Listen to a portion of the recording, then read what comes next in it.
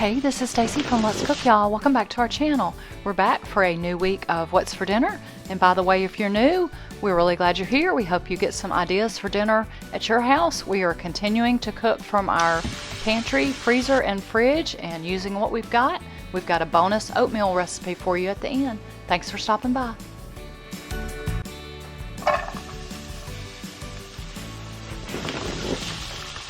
I don't know about y'all, but I am still craving comfort food. We're starting off this week with some of the produce I had left in the drawer. I had some zucchini and onions. I had 3 very small thin cut pork chops.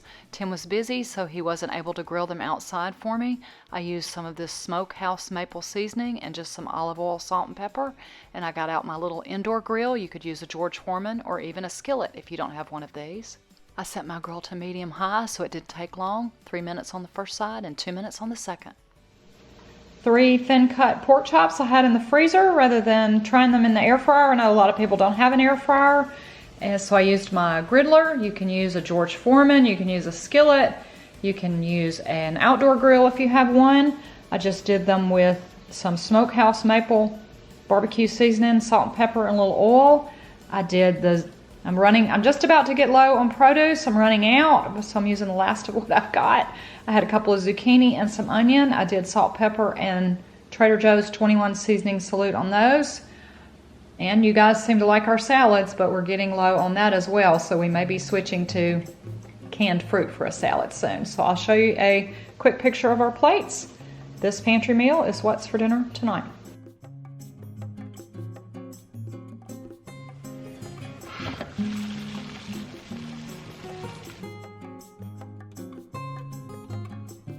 Alexa, set a timer for 13 minutes. 1/4 cup of red wine vinegar, 3 tablespoons of water. Mix. 1/2 cup of oil. I used canola.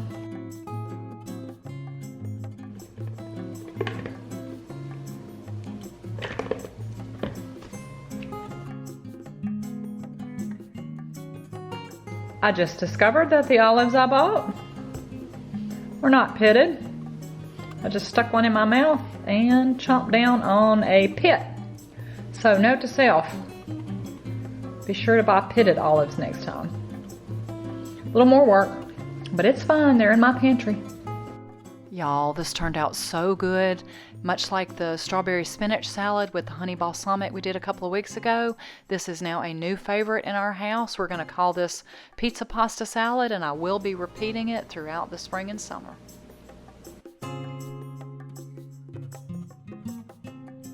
I had 2 russet potatoes left until I decided to go back to the store, so I had 3 or 4 ideas of what I was going to fix with potatoes tonight. I ran them by Tim at lunch, and he, drumroll please, asked for potato logs in the air fryer. So if you've watched our videos, probably back in February when potatoes were on sale every week at Kroger, we went through a phase of having potato logs in the air fryer, and that's what he asked for. It's easier just to make what he likes. So I have found the secret to doing potatoes in the air fryer is to soak them in cold water for at least 30 minutes and then dry them off really well, season them, and fix them in the air fryer. So that's what we're doing. Makes Tim happy, it makes me happy. I'm trying 2 russets at 400, check them at 15 minutes, and at 8 I'm gonna flip them. They're close, most of them are brown, but I added 3 more, so that'll be 18. We will make loaded potatoes out of the potato logs, and the pizza pasta salad. Nary a vegetable in sight, nary a salad, not even any fruit, total carb loading. We're gonna call this one hashtag coronavirus comfort food.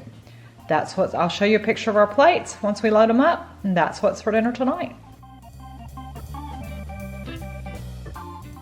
Time to mix up a tartar sauce for supper. For those of you that are new, I like to make my own sauces and dressings when I can.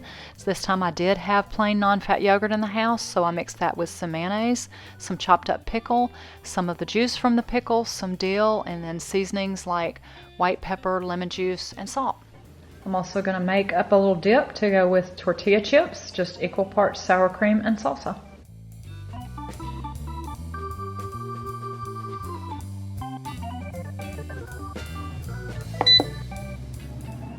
It's getting really serious, y'all. If you've watched here before, you know just how much I love to make salad. And I'm down to this much lettuce left. Got to decide if I'm going to venture out to a store or we're just going to eat canned beans, canned corn, and canned fruit for a little while longer.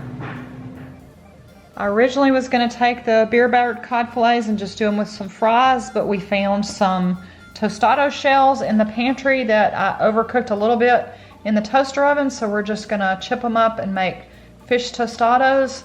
This is just about the last of my lettuce. Got a little salad on the side. You won't see that probably for a while unless I decide to go to the store. I made some tartar sauce. The tartar sauce probably doesn't go with the taco flavors, but we're gonna roll with it. And then I made up a little, I thought it was gonna be a dip, but I think we're gonna use this as a salad dressing. It's just half sour cream and half salsa. So I'll show you a picture of our plates, such as they are. Kind of a mishmash of Taco Tuesday and Fish Friday. That's what's for dinner tonight.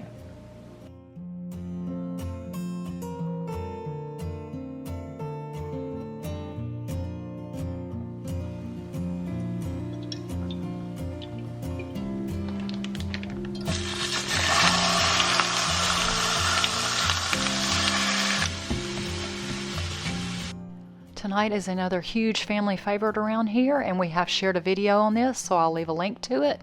This is basically the flavors of a cheeseburger all wrapped up and grilled inside a tortilla, and we call them cheeseburger wraps. This is another easy pantry meal. Just use whatever you've got, whatever size tortilla you've got. If you've got sliced cheese, shredded cheese, some you shred from a block, then put the meat on it and whatever toppings you like. I didn't have any lettuce or tomato in the house, so we just went with mustard and some pickles. And I made round 2 to make the last couple with the meat. And if you'll notice, the reason I left this in is because I had a little brain freeze. I wrapped them up without putting the toppings on them and then realized, oh yeah, I was supposed to put what I had, which was mustard and pickles, so I had to stop, unwrap them. So you can always unwrap them and rewrap them and put in whatever you like. It works. It's all good. We're all working with what we've got and doing the best we can. I got my griddler out again, but again, you can use any kind of a skillet or panini press or indoor grill, whatever you've got that works for you. You just need to melt what's inside of them. A skillet works just fine if you don't have one of these. I made cheeseburger wraps. This is something we love. It's the flavors of a cheeseburger without quite so much bread. Using a tortilla. You can use a skillet if you don't have a George Foreman or any kind of a panini press. I've left Tim's whole. I went ahead and cut mine so you could see what it looks like on the inside. You can add tomato or anything else you like on a cheeseburger. This is all I had to work with, and we're just having chips and fruit on the side. Cheeseburger wraps are what's for dinner tonight. I had 2 pizzas left in the freezer. No matter what the frozen pizzas say on the box, they always say don't put it on a cookie sheet, or I use my pizza stone that it needs to be on the rack, but I don't like to clean up burnt gooey pizza stuff, so I always do it on the stone. I don't know if it makes it cook faster, but this is like 5 minutes shy of what the box recommended. This was a California Pizza Kitchen 4 cheese. I added some Italian seasoning, and to half of it for Tim, I put some meat on it because he thinks pizza needs meat. I don't know if I ruined it. We're going to find out, and if not, we will find something else. But frozen pizza, 1 down, 1 to go. That's what's for dinner tonight.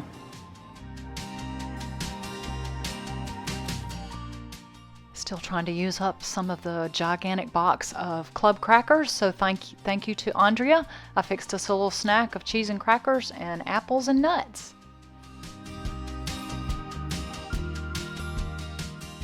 We are eating all of our meals at home, and I usually eat regular oatmeal every day, but I have plenty of steel cut oats, so I'm going to fix some in my crock pot, which I will use my little West Bend.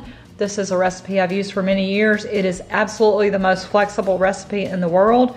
You can use steel cut oats and any assortment of dried fruit that you like. I always make it up, put it in the refrigerator, scoop some out in the mornings, eat it cold or heat it up in the microwave, and then add whatever I want to it: brown sugar, honey, milk, half and half, flax, chia seed, anything else I want to add. So I've got the recipe already on our website, and I'll leave a link to that. And I also realized the other day when I was editing a different video that when we were on our break last year, because of my hand, I filmed and never shared a baked oatmeal. So I will also add that here, which is another option if you don't have steel coat. If you do not have steel cut oats, but you just have regular oats, I'll show you this baked oatmeal as well. And as always, I will leave a recipe linked below. I have made this both with quick cook oats and also with old-fashioned rolled oats. I have never tried it with steel cut oats. You use a little bit of brown sugar. You can also use a replacement like a Splenda, and you're also going to use some applesauce. That'll keep it a little bit healthy. The original recipe calls for raisins, but I actually have more craisins, so I'm going to use those today. And you need some regular baking ingredients like baking powder, melted butter, an egg, some milk, and then the other thing that I do that's different from the original recipe is I like a little cinnamon. So I'm going to get this going and baking in the oven. And you also need some walnuts, only about a tablespoon, and I'm sure you could substitute any nut or leave them out. So I went and got my bag out of the freezer. I'm going to measure out a whopping 1 tablespoon. I'll leave a link to the recipe, but basically you mix the dry ingredients, which is 2 cups of oats, a 1/2 cup of packed brown sugar, 1/3 cup of craisins, raisins, or whatever dried fruit you've got, a tablespoon of chopped nuts, and a teaspoon of baking powder. I just take a really large Pyrex glass measure and put in my 1.5 cups of milk, and then add the rest of the wet ingredients, which is a 1/2 cup of applesauce, 2 tablespoons of melted butter, and a beaten egg. Then I make a well in my dry ingredients and slowly incorporate the wet ingredients. I've got my oven preheating to 375 degrees. I took a 8x8 glass Pyrex and sprayed it with cooking spray and then poured the mixture in. I decided I wanted more craisins, so I just added them, dotted them on the top, and then worked them in. I put it in the oven for 20 minutes to bake, took it out. It still will look a little loose and wiggly, but don't worry. It'll have some carryover cooking and it will set up. Just needs to cool a few minutes and then it won't be wiggly in the middle. Baked oatmeal. We hope you enjoyed the video and you've gotten some ideas for things to cook for your family at home. Hope everyone is well and healthy and staying safe. Y'all have a wonderful and truly blessed day.